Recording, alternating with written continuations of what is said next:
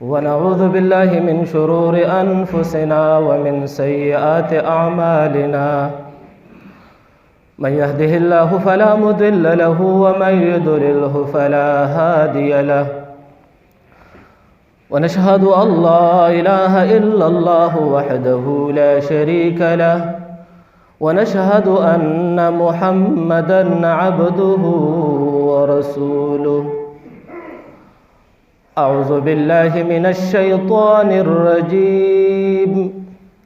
بسم الله الرحمن الرحيم. إن الله وملائكته يصلون على النبي يا أيها الذين آمنوا صلوا عليه وسلموا تسليما. زمارنا طول مجمع درود الشريف. اللهم صل على محمد وعلى آل محمد كما صليت على إبراهيم وعلى آل إبراهيم إنك حميد مجيد. اللهم بارك على محمد وعلى آل محمد كما باركت على إبراهيم وعلى آل إبراهيم إنك حميد مجيد. ما تاسو ته د سیرت په باب کې بیان شروع کړو،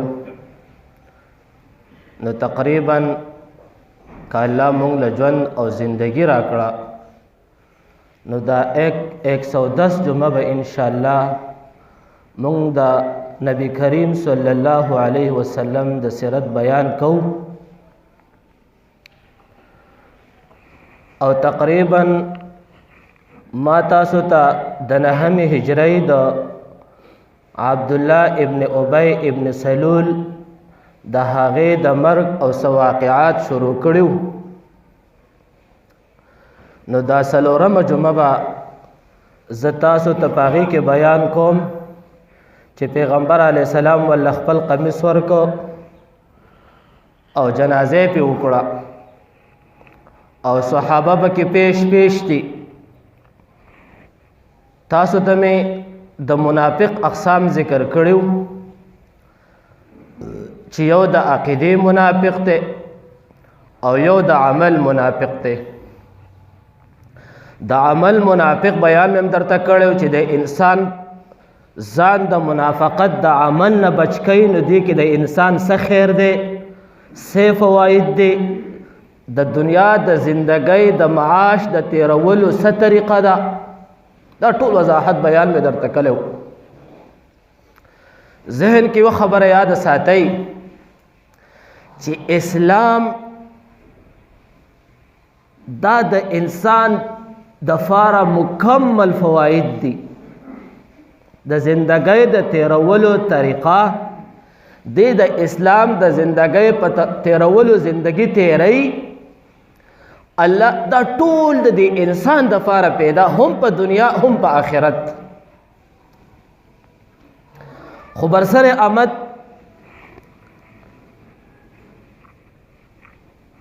پیغمبر علیه الصلاۃ والسلام عبدالله صاحب لا د عبدالله ابن ابی ابن سلول خپل قمیص ورکوو. عبدالله صاحب رالو یا رسول الله مبارک وصیت مې پلار کړی. صحابه به کې پیش درفیش دي، صاحب قمیص ولا ولې ورکې؟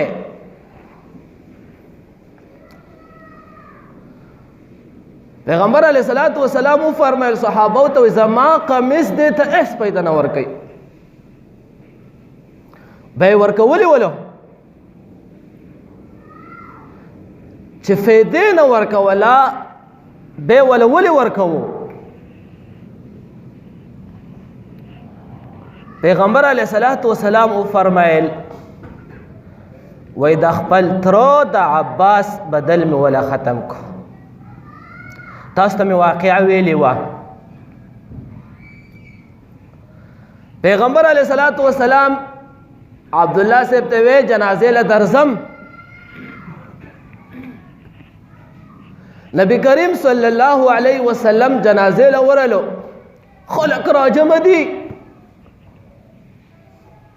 ځکه د مدینې سردار دی، سردار او بلکې اکثر د مدینې سردار دی. ذهن کې یوه خبره یاد ساتئ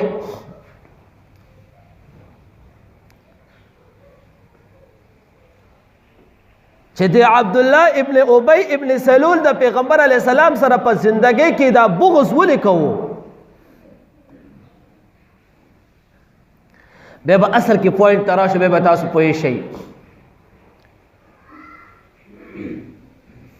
نبی کریم صلی الله علیه وسلم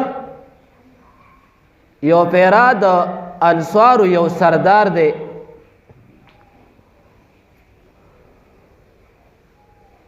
حضرت معاذ ابن عباده رضی الله تعالی عنہ. نبی دی بیمار دی ډیر سخت. نبی صلی الله علیه وسلم ورله تپوس لروانو، صحابه ور سره دي. د عبد الله ابن ابی ابن سلول یو مجلس لګیدل دی، نو د اسونو د خپو غبار په دیو باندې ورلو.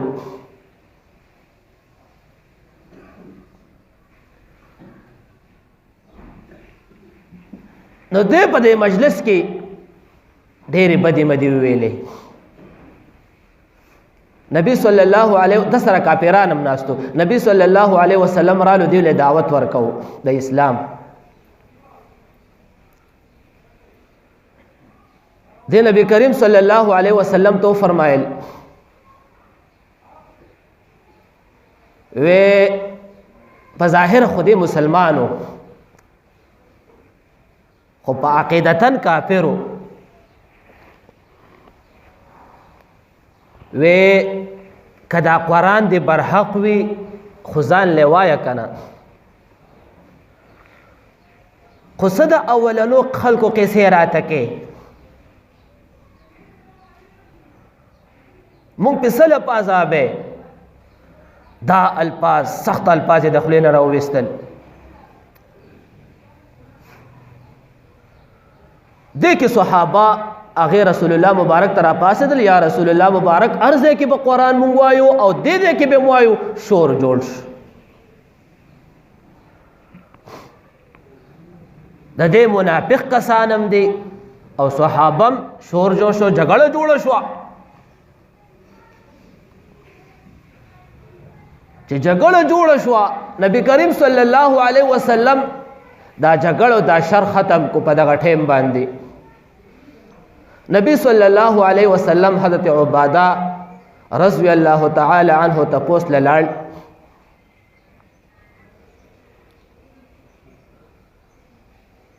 چې دا هغه تکله کېناستو اجرې ته ورلو، هغه ته دا واقعه ټوله پیش کړه. وای سیب وای زما خو د غټه رغټه بې عزتي وکړه.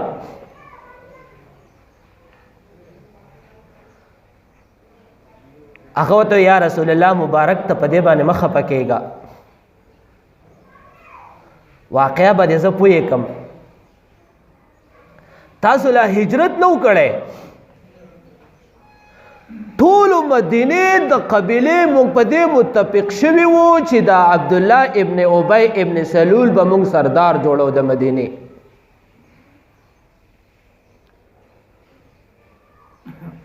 ته په دې خپکیږه، ما ټول مونږ متفق په دې باندې، ټول قبیله متفق شوي وي.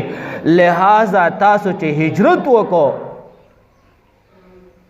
نو د مدینه اکثر انصار قبیله داس تاسو سره بیعت وکړو، سردار تاسو جوړ شوي. نو دې تا ته پزله کې هغه بغض او کینه او حسد ساتي. په دې وجه د نبی کریم صلی الله علیه وسلم سره دا عبد الله ابن ابی ابن سلول بغض. نبی کریم صلی الله علیه وسلم جنازه ته ورلو، غټ سردار مړ دی، دنیا را جمع شوې ده. چې کوم وخت کې نبی کریم صلی الله علیه وسلم جنازه ته مخکې کېږي، حضرت عمر فاروق رضی الله تعالی عنہ د شاته نه منې ونیو، یا رسول الله مبارک د دې سړي جنازه به نه کې. کله کې نبی کریم صلی الله علیه وسلم ونیو او نبی کریم صلی الله علیه وسلم ته هغه واقعات مخکې کوي. یا رسول الله مبارک په پلان کې موقع دا ویلو، په پلان کې موقع دا ویلو، په پلان کې موقع دا ویلو. دا واقعات ورته سامنے کوي. خاندان د عبدالله ابن ابی ابن سلول موجود دی، ها قبیله موجود ده، فوج موجود ده، لښکر موجود ده، خو حضرت عمر فاروق د هیڅ چا خاطر نه کوي. ښه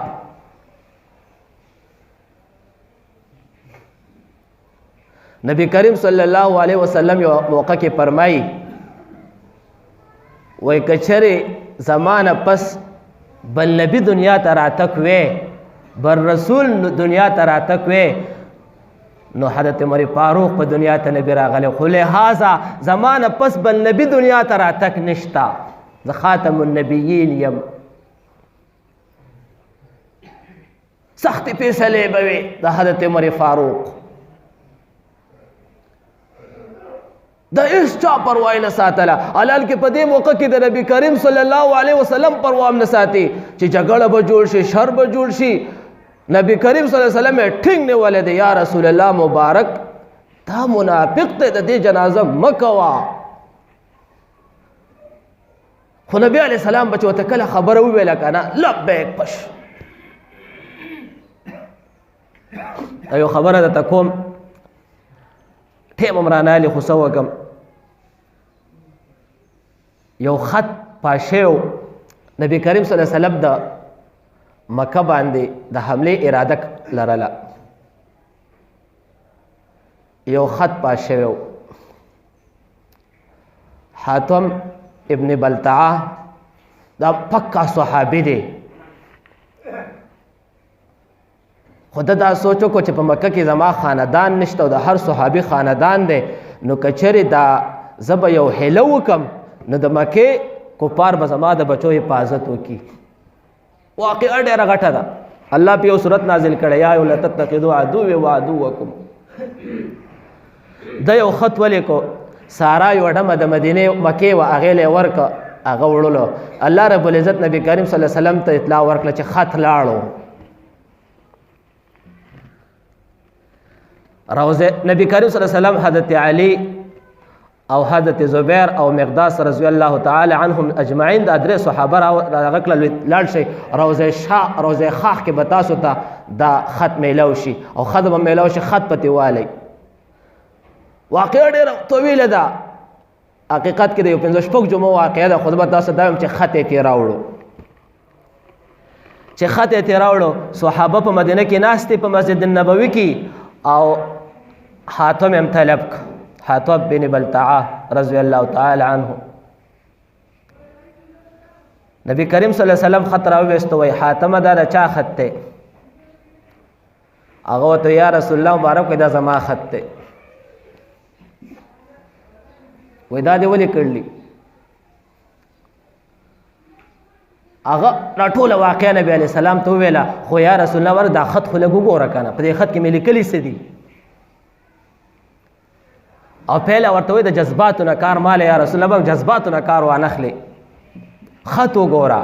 خط کې ډېرې د نبی علیه السلام ناشنا صفتونه لیکلي وو، خو حضرت عمر فاروق رضی الله تعالی توره را بار کړه. وی یا رسول الله مبارک حکم راته وکړه د اثر ټکټ کوم د دې منافق نه، سخت پکار دی، په غصه دی. نبی علیه السلام ورته څه فرمایي؟ وی عمره تا ته پته شته دا څوک دی؟ دا بدري صحابي دی، بدري.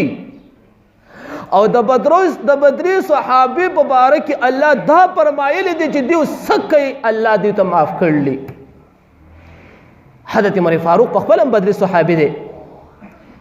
د سترګو مبارکونه اوښکې رابهېدل شروع شو، داسې د اصلي نرم چې نبی علیه السلام به ورته کله خبره وکړه سترګو نه به اوښکې بهېدې شروع شوې، تورې دننه کړه.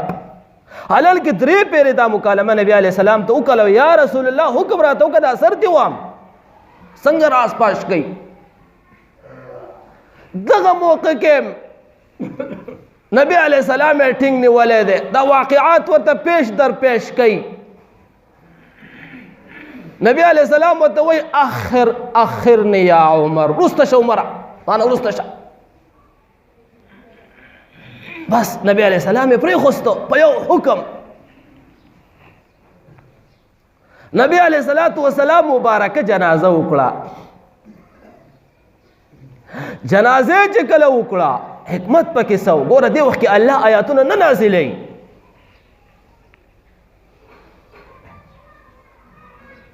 چې نبی علیہ السلام جنازه وکړه د څومره د جنازه کې شراکت دی د منافقان دی که څوک دی ټول مسلمانان شول.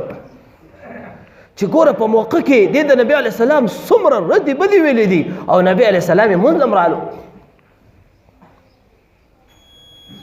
300 منافقان خو په دغه ټیم باندې پکا مسلمانان جوړ شول. نبی علیہ السلام سره پکا بیعت وکړو.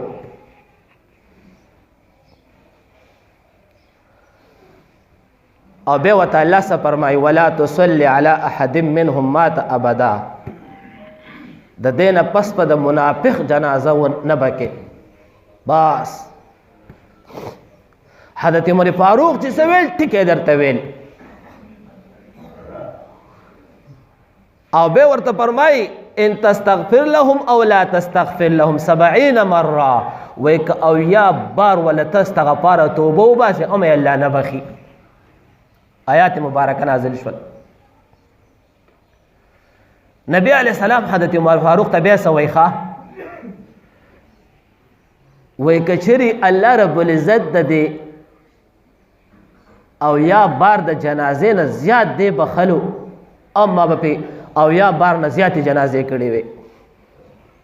استغفار نه مطلب دا نه دی. استغفار نه مطلب دا دی که ته پې او یا بار جنازه وکړې او مې الله نه بخي. ستاسو دشمن دی وی. نبی صلی الله علیه وسلم حضرت عمر فاروق ته څه وایي که چېرې د او یا بار نه زیاته جنازه وې او دې الله بخلی ما پې د دې نه زیاته جنازه کړې وه خو الله یې نه بخي د دې نه زیات یې الله نه بخي. او بیا یې راواغستو په خپل لاس یې له حد ته ښکته کړ.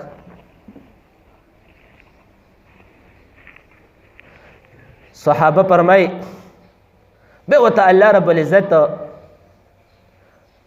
نبی کریم صلی الله علیه وسلم ته دا منافقان ټول په ګوته کړه چې دا منافق دی دا دی دا دی دا دی.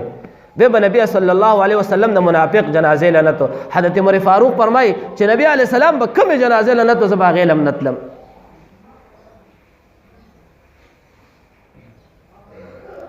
او زوی یې څنګه دی؟ زوی پکا مسلمان دی. تیر شوی جماعت المبارک ورځ تاسو ته ما ویلي و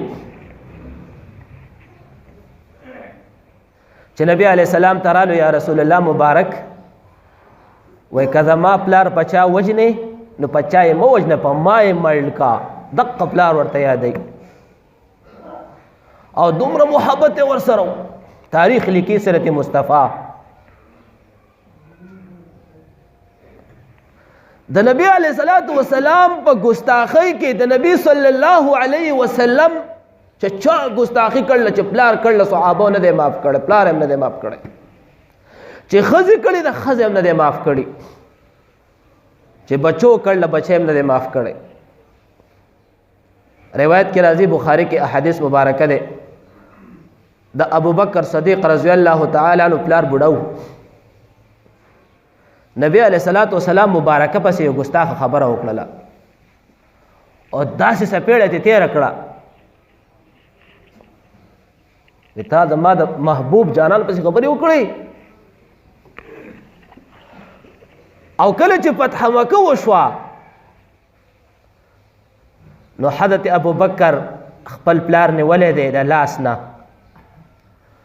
او نبی کریم صلی الله علیه وسلم ته راوستو یا رسول الله مبارک پلار می ایمان راوړي. نبی علیہ السلام ورته څه فرمایي وای ابوبکر تا به ماته ویلې وې زه به ستا والد محترم له ورغلی وم تا ما له والد صاحب ولې راوستو. مطلب دی کې د نبی علیہ السلام د هغه عزت دی. یو صحابي دی خزی د نبی کریم صلی الله علیه وسلم ګستاخی وکړه. خزی خزی مړه کړه تا زما د محبوب جانان ګستاخی وکړه. ریاست مدینه قائم و په دغه ټیم باندې چې کله دا ښځه مکړه نبی صلی الله علیه وسلم دې گرفتار کو هرڅه چل کړي قتل نه کړي دي نه گواهان شته هیڅوک نشته و یا رسول الله مبارک تاسو ټیک ته زه گرفتار کړی یم خو ته زمانه تپوس وکړه چې ما دې په څه باندې وجلې ده یا رسول الله مبارک دې ستا ګستاخي کړې ده تاریخ لیکي چې د دې ښځې د دې خاوند د یو بل سره ډېر زیات محبت و خو د نبي علیه الصلاۃ والسلام په مقابله کې دا محبت نه چلیږي نبی علیه الصلاۃ والسلام بری کو لہذا نن به ګورې ته دا کار نه کې ښه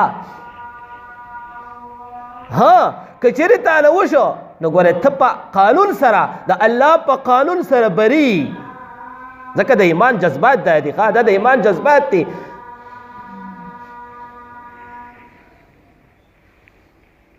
زما یو ملګری ډېر پوخ ملګری مې لیونی غونډه کې دی هغه د یو سیک نه پټکی تختولی و دریاب ته دغه ته یو کتوت نیر ته غځارلی و ویا سیک راپسې چاړه راایستلی و زه یې وجلم ما د الله بنده که په دغه ټایم یې ته وجلی وې ستا ګورې ریاست تپوس نه کوو ځکه دا خو تا د هغې د شاعر چې کوم احکامات دي تا خو د هغې کلمه ده تا خو د هغې توهین کوو دې ټایم خو ته وجلې ده خو ته پرېښوستې نه خله چې منډې کامیاب کړی دغه شانتې تا د ایمان جذبات دي د مسلمان د پیغمبر علیه السلام توهین مسلمان نشي برداشت کولی چې یو سیک د یو خپل د شاعر د هغې چې کوم د کلمې دغه دي هغه نشي برداشت کولی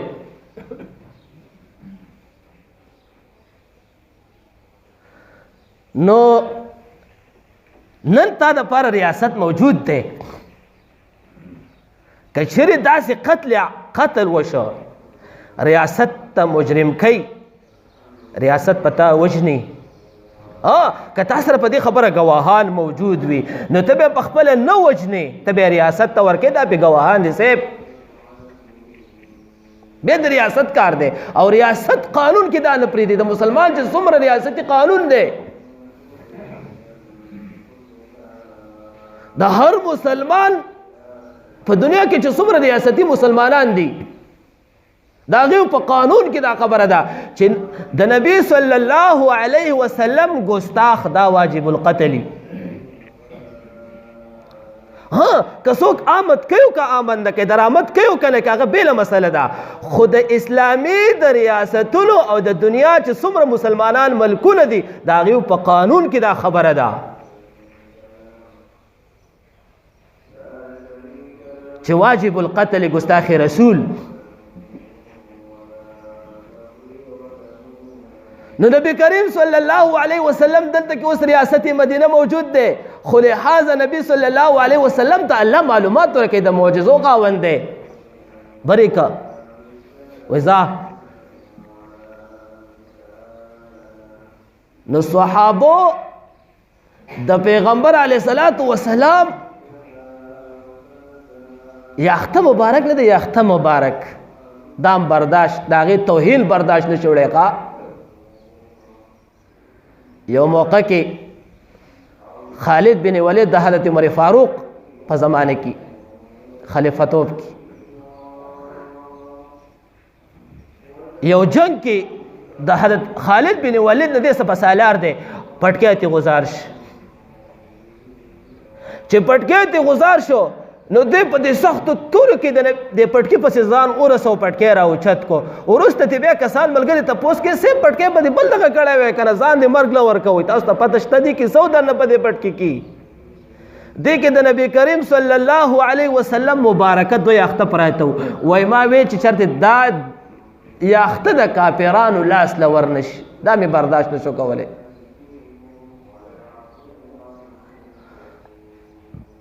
زما ورونو زمونږ مقصد د خبرې تش دا دی